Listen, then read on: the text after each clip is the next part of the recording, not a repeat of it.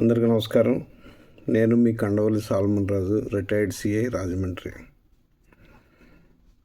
వరుస పరిణామాలు చూస్తుంటే మరి ప్రజలకు కానీ కొంతమంది పోలీసు అధికారులకు కానీ చట్టం మీద గౌరవం, రాజ్యాంగం మీద గౌరవం మరి సన్నగిల్లుతుందేమో అని అనిపిస్తుంది. కారణం ఏంటంటే మరి ఒక నేరస్తుడు తాను చేసిన నేరాన్ని గురించి అతన్ని పోలీసు వారు పట్టుకున్న తర్వాత ఆయన్ని న్యాయస్థానానికి అప్పచెప్పాలి. శిక్ష న్యాయస్థానమే వేయాలి, కానీ మరి పోలీసులే శిక్ష వేయాలి అడ్డుదారుల్లో అనే మరి బార్బేరియన్ కోరిక ఒకటి ప్రజల్లో బాగా ఎక్కువైపోయింది ఈ మధ్యకాలంలో. ఇన్స్టెంట్ జస్టిస్ అనే పేరు మీద మరి ప్రజల్లో ఆలోచనలో మారిపోయింది. తర్వాత పోలీసు అధికారుల్లో కూడా ఆలోచనలో మార్పు వస్తుందేమో అని అనిపిస్తుంది నాకు. ఎందుకంటే మరి ఉదాహరణ చెప్పాలంటే మన తెలంగాణలో ఒక క్రైమ్ కానిస్టేబుల్ గారు ఒక ముద్దాయిని పట్టుకోవడం జరిగింది. ఎందుకంటే నేను క్రైమ్ చేశాను, నాకు చాలా కాలం నేను క్రైమ్ మీద నాకు చాలా అనుభవం ఉంది. ముద్దాయిలను ఎలా పట్టుకోవాలి ఏంటి అది మరి ఆయన పట్టుకున్నారు. పాపం రిస్క్ చేసి పట్టుకున్నారు. పట్టుకున్నప్పుడు ఆయన బ్యాక్గ్రౌండ్ తెలుసు కదా, ఆయనకి ఆ ముద్దాయి యొక్క బ్యాక్గ్రౌండ్ తెలుసు కదా. అతను రౌడీ షీటర్ అంటున్నారు, ఆల్రెడీ 40 కేసులు ఉన్నాయని మీరే చెప్తున్నారు. అయ్యే మరి అటువంటి ముద్దాయిని ఈజీగా మోటార్ సైకిల్ ఎక్కించుకుని తీసుకురావడం అనేది మరి అది ఎంతవరకు సబబది? అది మరి మరి ఉన్నతాధికారులు సరైన బ్రీఫింగ్ ఇవ్వకపోవడమా, లేకపోతే ట్రైనింగ్ లోపమా ఏంటో తెలియట్లే. సరే, ఆయన మరి దురదృష్టవశాత్తు మరి ఎవరైతే ఆ ముద్దాయి ఉన్నాడో ఆ ముద్దాయి ఆ కానిస్టేబుల్ గారి మీద అటాక్ చేయడం, ఆ కానిస్టేబుల్ గారు మరణించడం జరిగింది. సరే, పోలీసు వారు చాకచక్యంగా ఎవరైతే పారిపోయిన ముద్దాయి ఉన్నాడో, ఎవరైతే కానిస్టేబుల్ గారిని చంపాడో అతన్ని పట్టుకున్నారు. పట్టుకుని మరి పట్టుకున్న తర్వాత ఇన్వెస్టిగేషన్ మరి సరిగా చేయలేదని చెప్పాలా, లేకపోతే ఇన్వెస్టిగేషన్ చేయలేకని చెప్పాలా, లేకపోతే సినిమాల్లోలాగా ఎందుకు ఈయన తీసుకెళ్ళి మన జైల్లో కూర్చోబెట్టి 2 పూట్ల మేపి సంవత్సరాలు 2 పూట్ల మేపడం ఎందుకని సినిమా జడ్జిమెంట్ ఏమన్నా తీసేసుకుంటున్నారా పోలీసు వారు? నాకైతే అర్థం అవట్లే. ఎందుకంటే చిన్న లాజిక్ మర్చిపోయారు పోలీసు వారు. అక్కడ ముద్దాయిని గవర్నమెంట్ హాస్పిటల్లో ఎస్కార్ట్ అంటే కానిస్టేబుల్స్, రిజర్వ్ కానిస్టేబుల్స్ ఉండే గార్డులో ముద్దాయి ఉండగా ముద్దాయిని పోలీసు వారు కాపలా కాస్తుండగా ముద్దాయి ఎవరైతే కస్టడీలో ఉన్న ముద్దాయి అతను ఆ గార్డు కానిస్టేబుల్ గారి చేతిలో గన్ లాక్కుని తిరిగి ఫైర్ చేయబోతుండగా అతన్ని కాల్చి చంపడం అయిందని చెప్పి మన పోలీసు వారి కథనం. ఇందులో మరి కొంచెం లాజిక్ మర్చిపోయారు అనుకుంటాను ఉన్నతాధికారులు. ఎందుకంటే రిజర్వ్ పోలీస్ గార్డులో ఉండాల్సిన ముద్దాయి కేవలం జ్యుడిషియల్ కస్టడీ నుంచి వచ్చిన ముద్దాయి మాత్రమే రిజర్వ్ పోలీస్ గార్డులో ఉండాలి. అది అందరికీ తెలిసిన విషయమే. మరి ఒకవేళ ఈ ముద్దాయిని కోర్టులో హాజరుపరిచిన తర్వాత తీసుకొచ్చి అతనికి ఉన్న దెబ్బల మీద తీసుకొచ్చి హాస్పిటల్లో అడ్మిట్ చేశారా, లేకపోతే ఆల్రెడీ దెబ్బలు ఉన్నాయి అతనికి కాబట్టి అతన్ని తీసుకెళ్ళి మరి పోలీసు వారు చెప్పిన కథనం ప్రకారం ఆల్రెడీ అతనికి దెబ్బలు ఉన్నాయి కాబట్టి హాస్పిటల్లో అడ్మిట్ చేసామని చెప్తున్నారు. అయితే అదన్న అయి ఉండాలి, ఇదన్న అయి ఉండాలి. ఒకవేళ నిజంగా కోర్టులో ప్రొడ్యూస్ చేసిన తర్వాత ఒంటి మీద గాయాలు చూసి మ్యాజిస్ట్రేట్ గారు అతన్ని హాస్పిటల్కి రెఫర్ చేశారనుకోండి, అప్పుడు ఖచ్చితంగా ఎస్కార్ట్ పోలీసు అక్కడే ఉండాలి. గార్డులో కూడా, ఎందుకంటే సెంట్రల్ జైలు నుంచి వచ్చిన ప్రిజనర్స్కి మాత్రమే అక్కడ గార్డు ఉంటుంది. సరే, కోర్టు డైరెక్షన్ ఇచ్చింది అనుకోండి, కోర్టు డైరెక్షన్ ఇచ్చినా కూడా పోలీస్ స్టేషన్ నుంచి ఎస్కార్ట్ ఉండాలి, గార్డు కూడా ఉండాలి. మరి అక్కడ ఏం జరిగిందో మరి పోలీసు వారి కథనం ప్రకారం మనం వినాల్సిందే, వాళ్ళు చెప్పింది మనం నమ్మాలి. ఎందుకంటే అక్కడ అనుభవించింది వాళ్ళు. సరే, ఇప్పుడు మరి ఎవరైతే ముద్దాయి ఉన్నాడో అతను పోలీసు వారి మీద అటాక్ చేసి వాళ్ళ చేతిలో ఉన్న గన్ తీసుకొని కాల్చబోతుంటే ఆత్మరక్షణార్థం మరి అతన్ని కాల్చి చంపడం జరిగిందని చెప్తున్నారు. సరే, ఇందులో మరి డిఫెన్స్ చేసుకోవడం, self defence, right to self defence అనేది అది వర్తిస్తుంది, కాదని నేను అనడంలే. కానీ రైట్ టు సెల్ఫ్ డిఫెన్స్ అనేది నేరము ఎప్పుడు నేరము పరిగణించబడదు అని ఇండియన్ పెనల్ కోడ్లో IPC 75 నుంచి 106 వరకు ఎంత ఉంటుంది, 106 IPC వరకు ఎంత ఉంటుంది. మరి కొత్త BNSలో ఎంత ఉందో నాకు తెలియదు. ఈ 75 IPC నుంచి నేరము ఎప్పుడు నేరం కాదని ఉంటుంది.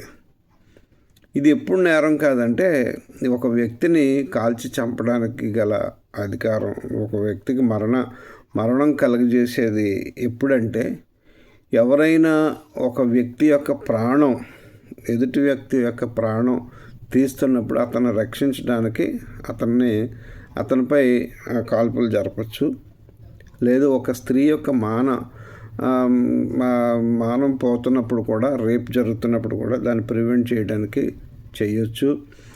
లేదు, ఒక డెకైటీస్ జరుగుతుంటాయి కదా, హౌస్ డెకైటీస్ జరిగేటప్పుడు, ఎందుకంటే ఇవన్నీ లైఫ్ ఇంప్రిజన్మెంట్ సెక్షన్లే, అవి జరిగినప్పుడు వాళ్ళు ఫైర్ ఓపెన్ చేయొచ్చు, కాల్చొచ్చు.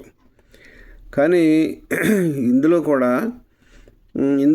ఒక కానిస్టేబుల్ గారు చనిపోయారు కాబట్టి మర్డర్ కేసులో ఆయన ముద్దాయి లైఫ్ ఇంప్రిజన్మెంట్ పడేది కాబట్టి అది రైట్ టు సెల్ఫ్ డిఫెన్స్ అనేది వాళ్ళకి వర్తిస్తుంది. కానీ ఇందులో బర్డెన్ ఆఫ్ ప్రూఫ్ మరి ఎవరైతే ఈ సెల్ఫ్ డిఫెన్స్ క్లెయిమ్ చేసుకుంటున్నారో వాళ్ళ మీద ఉంటుంది. రూల్ ప్రకారంగా అయితే, మరి చట్ట ప్రకారం అయితే ఎవరైతే కాల్చి చంపారో, ముద్దాయిని ఎవరైతే కాల్చి చంపారో అతని మీద ఖచ్చితంగా FIR వెయ్యాలి, హత్య కేసు FIR వెయ్యాలి.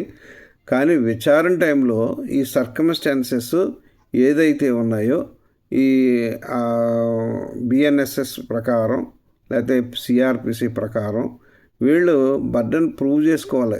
ఇది ఖచ్చితంగా 106 ఎంతో CRPC అనుకుంటాను అది. నేను ఈ పరిస్థితుల్లో నేను తప్పక కాల్చడం జరిగింది, అతను మరణం జరిగిందని అప్పుడు మనం రుజువు చేసుకోవాలి. ఖచ్చితంగా రుజువు చేసుకోవాల్సిన బాధ్యత ఎవరైతే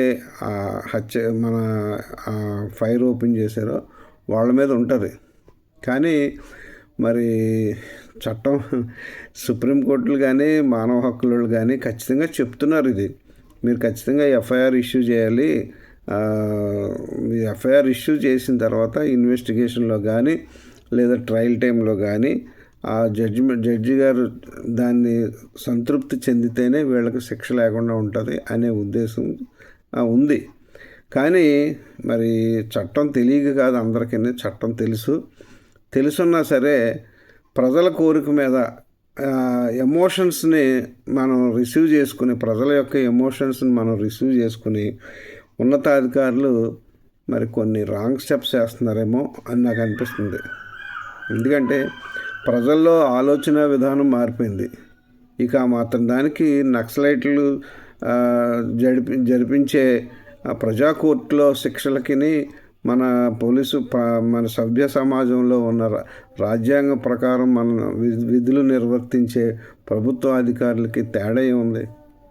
కాబట్టి ఒకసారి పోలీసు ఉన్నతాధికారులు మళ్ళీ పునరాలోచన చేయాలండి. ఎందుకంటే గతంలో దిశ ఎన్కౌంటర్లో మరి మీకు తెలుసు, అందులో ఎంతమంది పార్టిసిపేట్ చేశారో అంతమంది మీద మర్డర్ కేసు ఎఫ్ఐఆర్ ఇష్యూ చేశారు. అది ఎందుకంటే వాళ్ళు చేశారో లేదనే విషయం కాదు, అక్కడ ప్రొసీజరల్ ప్రకారం ఎఫ్ఐఆర్ ఇష్యూ చేయాలి. మర్డర్ కేసు ఎఫ్ఐఆర్ ఇష్యూ చేయాలి. తర్వాత ట్రయల్ టైంలో వీళ్ళు రుజువు చేసుకోవాలి. ఏంటి, వాడు మా మీద ఇలా ఫైర్ ఓపెన్ చేయబోయాడు, ఆ ఫైర్ ఓపెన్ చేయబోయాడు కాబట్టి మేము తిరిగి ఫైర్ చేయాల్సి వచ్చింది, రైట్ టు సెల్ఫ్ డిఫెన్స్ అని వాళ్ళు రుజువు చేసుకోగలగాలి. అందుకనే ఎఫ్ఐఆర్ వేయించారు.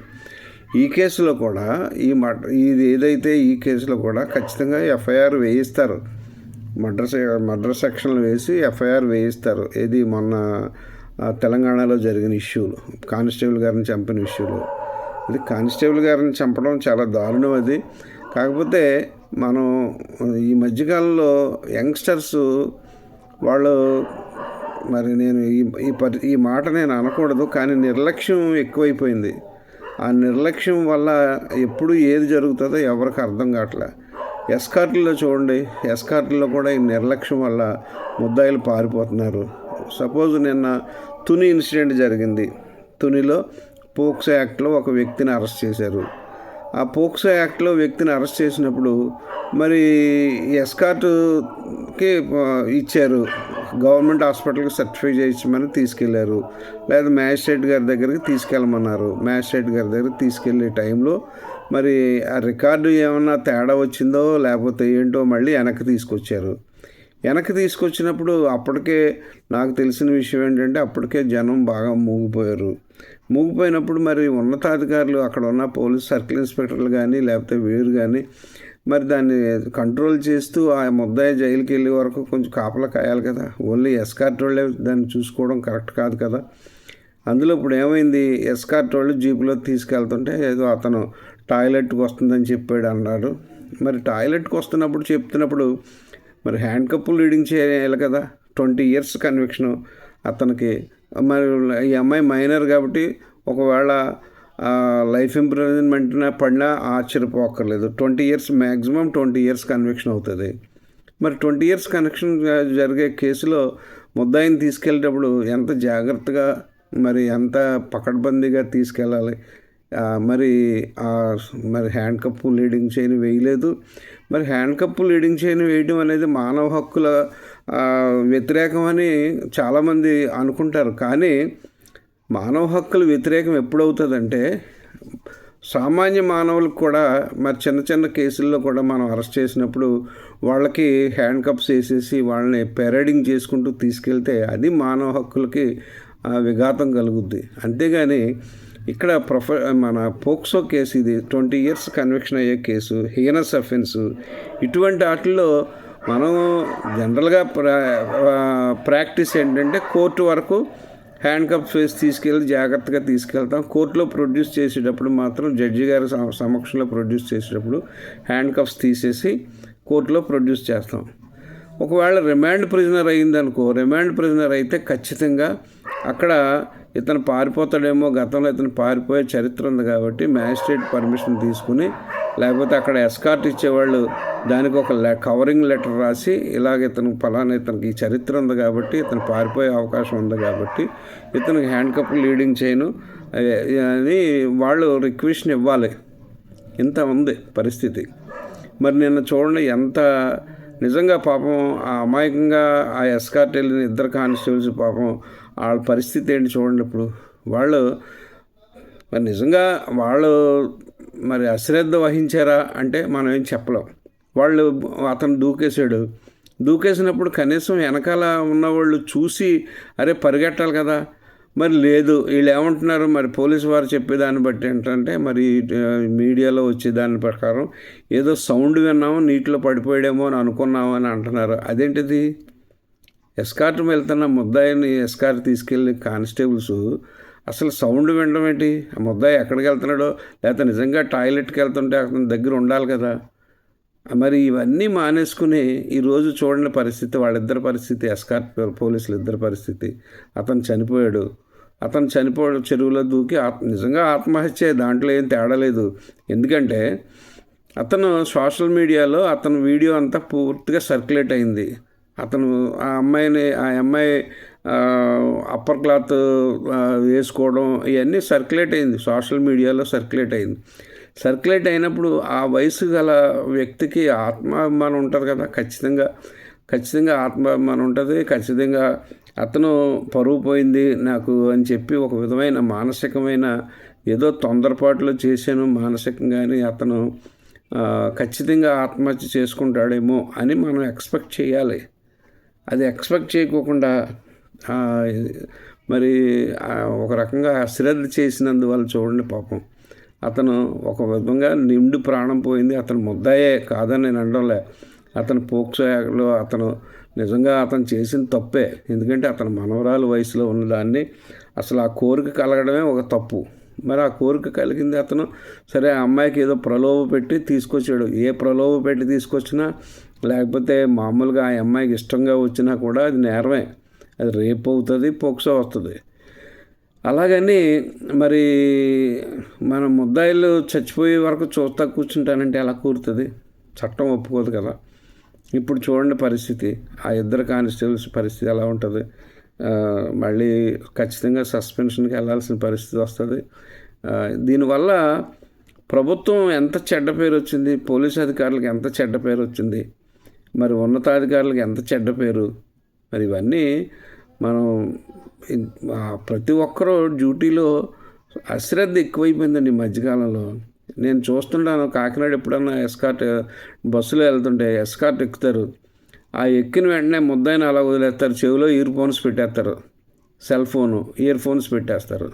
అసలు ఆడు ఉన్నాడా పోనీ కిటికీ వైపు కూర్చోబెడతారండి. ఎంత అశ్రద్ధ అది. కాబట్టి ఇవన్నీ మరి అబ్జర్వ్ చేయాలండి. ఖచ్చితంగా పోలీసు ఎస్కార్ట్ తీసుకెళ్ళేటప్పుడు హ్యాండ్ కప్పు లీడింగ్ వేయడం అనేది ఆ ముద్దాయి యొక్క హీనస్ అఫెన్స్ అయితే మాత్రం ముద్దాయి చేసిన అభియోగాలు హీనస్ అఫెన్స్లో అభియోగాలు అతను ఎదుర్కొంటున్నట్టయితే అతనికి ఖచ్చితంగా హ్యాండ్ కప్ లీడింగ్ వేయాలి. ఎందుకంటే ఒకవేళ సింగిల్గా ఉంటే కూడా ఎస్కార్ట్లో ఉన్న కానిస్టేబుల్ తన చేతికేసుకోవాలి, అది తప్పు కాదు.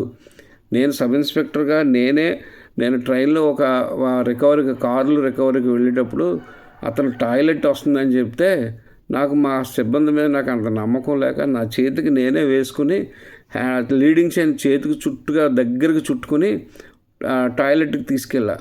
నాకు కూడా మా వాళ్ళు వచ్చారు. బయటకు వచ్చిన తర్వాత గేటు దగ్గర నుంచి అతను దూకేయడానికి ప్రయత్నించాడు. నిజంగా దూకేసి చనిపోతే పరిస్థితి ఏంటి? కూడా ఉన్న ఎస్కార్ట్ వాళ్ళ పరిస్థితి ఏంటి? ఒకవేళ ఆ దూకేటప్పుడు ఆ జనరల్ పబ్లిక్ ఆ ప్రయాణికులు ఎవరన్నా కింద పడిపోతే వాళ్ళు చచ్చిపోతే ఏంటి పరిస్థితి?